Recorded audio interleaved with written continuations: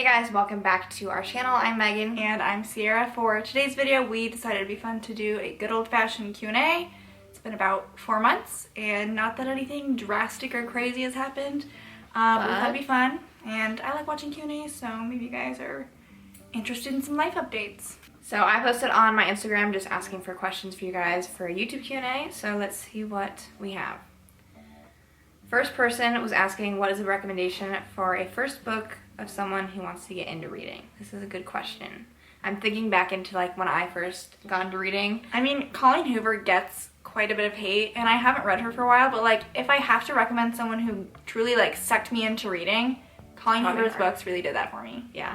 I would say The Silent Patient was like actually the book that like started my reading again, and it's a really good mystery thriller, I think. I think a lot of people, at least like, it's probably, you're going to enjoy that book the most the earlier you are in your reading journey, I would say. So that would be a good one. I know a lot of people, like I read ACOTAR well into my reading journey, but a lot of people, ACOTAR is the book or the series that gets them into reading. But like it's a big series and a big commitment, so I think that's why like I personally would not necessarily like say a new reader should go read that book. I also felt as a new reader, for whatever reason, like going into like fantasy, I was like, I don't know if that's gonna be my thing. Yeah. It is my thing now, I realize, but when I first started reading, I was like, I don't know, I'm kind of weirded out by like the idea of fairies and all that stuff. As far as like other contemporary romance, Emily Henry is like one of my favorite authors, and I think you can't go wrong with any of her books. So that's where I would start. Done and Dusted, also a really easy, quick read. Someone asked if we have any trips coming up.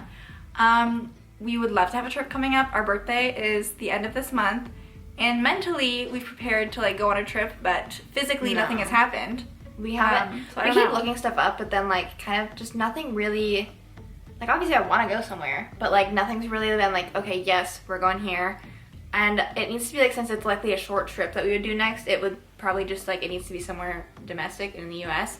And nothing's really like screaming my name to like normally go I feel like it doesn't take much for something to scream my name. So we're still thinking about it. I'm sure we'll travel before this, but like in terms of next trip that I'm for sure I want to go on, I want to go to CSM next year to get some continuing ed stuff done, and that's in tell the people what CSM is. That is the Combined Sections meeting. It's a national physical therapy conference. Last time we went, the only time we went was when we were in physical therapy school. And it was actually in San Antonio that time, so if I go again next year, it'll be back in Texas. Hopefully warmer. And my goodness, it was freezing last time we were there. So yeah, that's like somewhere I know I want to go, but I did actually look at flights today just because I was curious, but I won't book anything probably until it gets closer. Yeah. Otherwise, like we've got our lake house that we go to when we can over the summer and like on the weekends. But in the broader horizons, like somewhere I would like to go for like a longer vacation next, I think Costa Rica would be really fun. That's kind of creeping its way up on my list.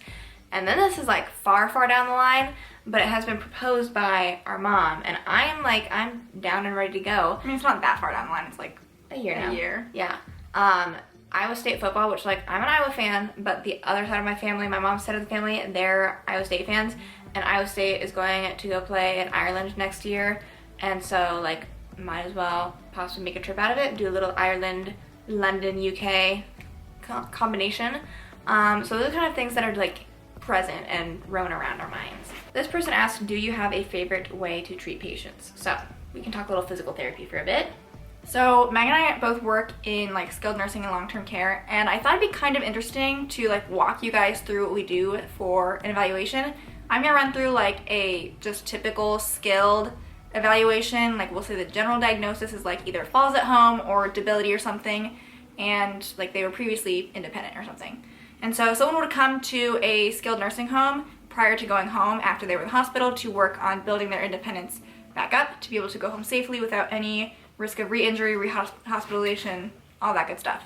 So typically, you want to do a chart review first, so you'll look at the medical records, see what their past medical history is. If there are PT notes from the hospital, you look at those to do the Lord's work. Because I always want to know, why they went to the hospital. So I look at the H&P, which is the history and physical that the physician did. Level, if I can. And then the PT or OT note will usually say like how much assist they needed in the hospital. And I like to know that just going into what the evaluation is going to look like. So I'm like, should I be scared? Should I be nervous? Should I grab a second set of hands? And there's different ratings. So typically as far as like assist level for therapy, it'll be like max assist, or dependent would be like assist of 2 people typically. Max assist is like you're You're doing doing 75% everything. of the work. Mod assist, you're doing 50% of the work. Min assist is 25% of the work. And then there's contact guard assist, which means you're basically like, for me, I'm It just applies holding onto more their for, like, gait belt. walking, It's yeah. more for balance and stuff. And then standby assist means you don't have to touch them, you're just standing right next to them. And Or in case maybe- they were, in case they lose their balance like that. And then there's technically also like supervision means that they're doing it and you can be like across the room and they're still gonna be safe. And then independent means they don't need any help. So typically, depending on where my patient's at in the room, I want to like usually bring them back to their room because I need a bed to be able to assess their bed mobility. Biggest things that you want to look at are how they do getting in and out of bed, how It's they like- do. You obviously want to like assess things and figure out goals, but like at the end of the day, the very first time you're seeing someone in our setting, the staff need to be able to know, how am I transferring this patient? Because what we do is maybe not going to be like the safest or most feasible thing for the staff to then do multiple times a day as they need. So that's another thing too, where it's like sometimes my sessions, for better or worse, like have to primarily be centralized around that fact. And then like I always can come back and like assess other things later, but I have to figure out the transfer status. And sometimes like if there's standby assist, contact guard, Oh, like easy. min assist, easy. Love Even it. mod assist. I love a mod assist or lighter, love it. Chef's kiss, I can do anything with them. So I'll typically talk to them if I didn't figure out their home environment or prior level of function based off of the notes that I was reading. I will talk to them and ask them. Sometimes I'll just like double check what I read. If someone has dementia and isn't the best historian, then I will need to probably call their POA to see like what their actual baseline was, so we can then make realistic plans and goals for how to get them back home. And then I kind of give them the breakdown of like, okay, here's what our first session looks like. We're gonna look at your strength, range of motion, balance, all this good stuff, see how you do at baseline, getting in and out of bed and on and off all these surfaces, and then we'll finish with a nice big walk is usually how I kind of lay it out for them. And then usually they're sitting in their chair right now. I might take vitals if I looked at their history and like there's stuff that indicate like that I should look at their blood pressure or whatever. Sometimes I'll ask them if they had any like dizziness or lightheadedness in the hospital.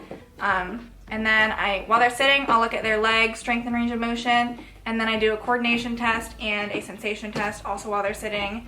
And then after that, we kind of just like get up and go as best we can. Obviously, if they're using a walker or something and can get up with just me, then we'll get up, go to their bed, see how they do getting in and out. Sometimes we'll go to the bathroom, see a toilet transfer. If they have to go to the bathroom, they can go to the bathroom. And then we'll like, go for a walk in the hallway if we can. And then I try to do a couple standardized tests at some point during the session if I can. The EMS is one of my favorites to do in our setting just because it has a lot of stuff you already need to look at anyways. So it's one of the better ones. It's called the Elderly Mobility Scale, and it gives you a good idea of like whether or not it would be recommended to like have a higher level of care versus like going home. A couple other assessments will be like the Tonetti is a balance assessment that you can do with an assistive device.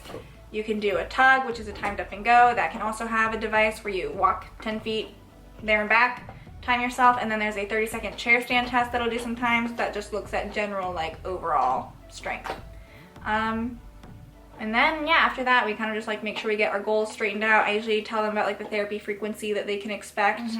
And then I have to tell like staff, like Megan said, what their transfer status is and what we recommend. Do you have any other variation? That's kind of a lot of the same thing I do. I do see probably more patients with dementia than Sierra does. So like in theory, a standardized test would be great. I would love to do that. But it's not usually as feasible with patients who have dementia and can't really follow commands as easily. Depending on the dementia, like I could still have an eval with someone who has dementia look very similar to that and they can follow commands and it's like pretty smooth sailing. Or there's other times where it's like, you know, maybe they're not following commands very well. Maybe they're kind of like either agitated or it's possible that like they're anxious or just like it takes multiple people sometimes. So sometimes I'll go in with OT and we'll kind of see them together in order to have like just like a safer session. If we need, you know, multiple hands because who knows what's gonna happen, then that's always helpful as well. But still like the main thing then that we're trying to figure out in those situations is like, okay, even if it's like a challenging eval, quote unquote, on our end, the staff are gonna need to figure out how are we moving this person. So that's still our job. And at the end of the day, that sometimes is what those evals comes down to, at least initially, until we can circle back and see if we have a better session next time. Someone said, what's your go-to lunch ideas for work besides leftovers? I mainly eat that. Oh, I didn't finish reading this question. I exclusively eat leftovers for lunch. But I feel like we have good like lunch stuff that I we know, make. we're picky with what we decide to make for lunches and dinners during the work week because like I want them to reheat well, and there's plenty of food that does not reheat well. So I mean, if you watch our vlogs, we commonly we go on spurts, but right now we are doing drunken noodles, and then what would you call the other one? It's basically like we did a longer Fiesta chicken bowl. It doesn't even have chicken in it. It's like Fiesta turkey sausage or something. But we like dumbed it down, so it's like way simple to make now. Way easier. I do like the Fiesta chicken bowl more. I don't know if you do because you have not wanting to make it. I'm fine with either, but this one's easier. It is easier. And then I mean, for a while too, we were making like chicken, asparagus, and it's like garlic chicken, asparagus, and rice. And that reheated well also, but then we got kind of grossed out by it, so that's been off the rotation for a while. I mean, I know a lot of people do like sandwiches. For whatever reason, like I'm just not a sandwich girly. Like I will not make a sandwich. And then like there's like some people that will snack for lunch. I can't snack for lunch. Like I need a designated like sit down, this is my meal. So I like what we do, but I don't, I guess, have any recommendations. I really feel like most pastas reheat fairly well. Yeah. As long as they don't have like, the ones that don't reheat very well are the ones that have like the pink sauce, unfortunately. Tastes great when you make them, but then it's like not as good reheated. Okay, someone asked, is being a PT what you thought it would be? That's an interesting question. I feel like, for the most part, yes.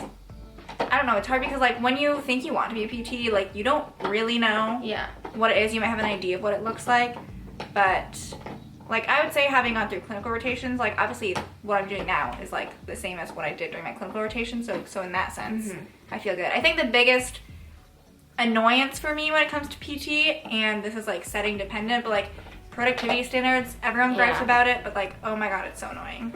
I would say that, and then also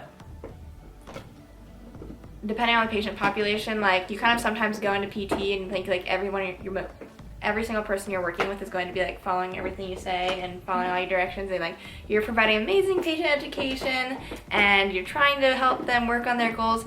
Some people just don't care or don't care as much as you do, or some people have dementia or cognitive and so sometimes in that way you're just like, I just wish this was easier, unfortunately. And it's not.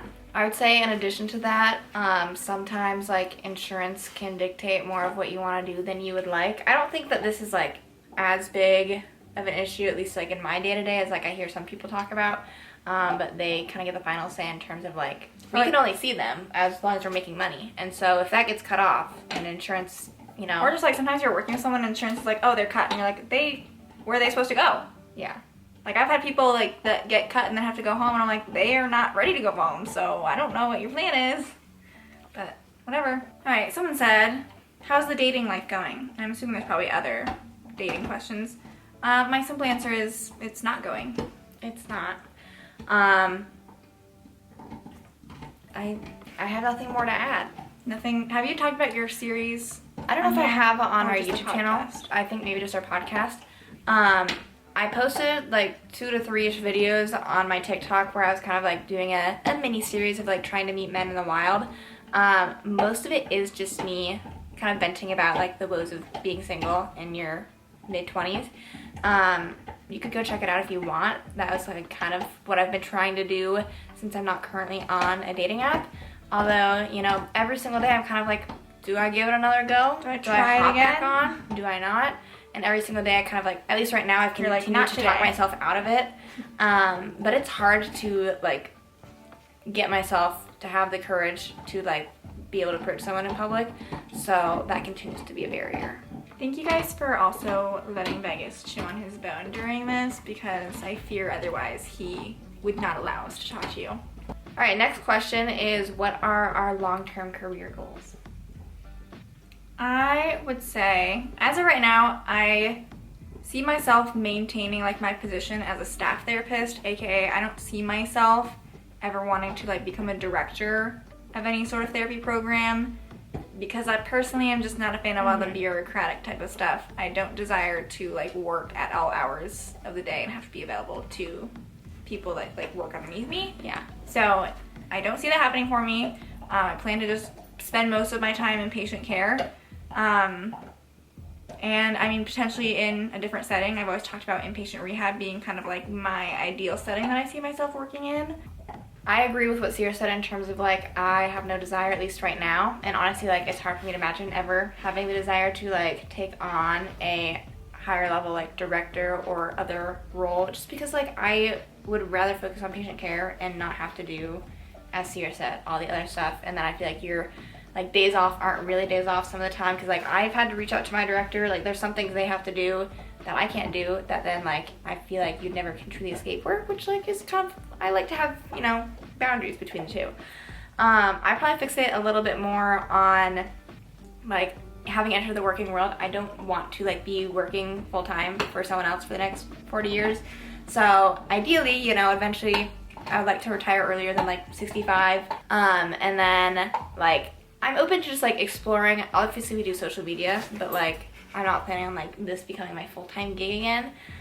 So like there's other things, whether that's like investing or whatever else, that like I just try to keep in the back of my mind as like other ways that I could like make money besides just physical therapy. PRN maybe. And then yeah, like that's the good thing about PT, is that you have the option to like, luckily it's not like a different position where like they don't need like a part-time HR person. But PT, you can have PRN positions, you can work part-time. A lot of places you can do even like 30-day or 30-hour work weeks, basically what I'm doing now. So yeah, obviously I'm still working full-time now, but like I don't want to like grow and funnel up and work up like the corporate ladder of the therapy world, is what I'm saying. Someone said, when you have long-term partners, what will happen with the house/living situation? I think we briefly touched on this when we first bought the house, it's interesting. but it's been 2 years. Share our thoughts. So initially we kind of had the same thought. We were like, well, it was one of the things that honestly I would say kind of prevented us from initially wanting to like go fully into like, oh, we're buying a house together instead of renting. Because we made a video where we're doing an apartment searching video. Mm-hmm. And obviously like the benefit of renting is that it's like easier to get out of and you have less stake in the place that you're renting. Ultimately for us, we decided that at least the benefit of owning a house is that we could get money back if we were to sell it. Mm-hmm. We also kind of came to the realization that we'd probably be living together for at least 2 years, and we have been living together for 2 years. Just because realistically, like even if the day that we closed on this house, like met someone and started dating them, I imagine I would probably have waited 2 years to move in together. And we had talked about a couple of different options that would still be in play now. I feel like there's a couple, you know, we'll have to see what happens when it happens. But it's kind of like, okay, one option would be, depending on how much the person gets along with both of us, you know, maybe they could move in. Obviously, like, that's something we'd have to be, like, more than okay with for that to happen.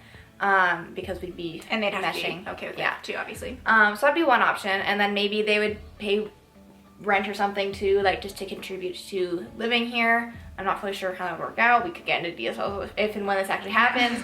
Another option would be, you know, this would be less than ideal, but like if let's say move out or something into like an apartment or something with their significant other, and then likely find a like someone to room with the other person, because we have 2 bedrooms. Would be ideal, but then we could get rent being paid for aside from the other person that's already living here. Other option, if we don't like the subleaser option and like we don't like the idea of, you know, living with someone else, we could both move out and then decide whether that's like buying with someone else, like if we're in a relationship, or then one of us renting an apartment, but then still having this house, and then someone else or a family rents it out. That would be like another option for us to then have, like, or we sell it as income. Or at the end of the day we could sell it and then always move into an apartment for you to like, you know what I mean? There's options. We decided that like we like knowing all those options that we just listed, and there's probably other options that we haven't even thought of, we were like, I think we can do this and it'll be fine. Alright, well, I think that's all we have time for in this video. Our camera's also kind of freaking out right now, so I think we're just going to call it good here. Vegas is also freaking out, so. Hope you guys enjoyed this video. If you have any other questions, you can comment them down below. Maybe we'll respond to them if we have the need to. Say hello to Vegas. And otherwise, we have a podcast called According To. It's available wherever podcasts are available. We talk about basically anything. Whatever we want. We're also potentially doing a podcast rebrand, revamp, whatever, in the next just update the look, freshen months, it up a little couple bit. months, I don't know. We'll see when it rolls out. If you haven't subscribed to our channel, please do so, and we will see you guys in our next video. Bye.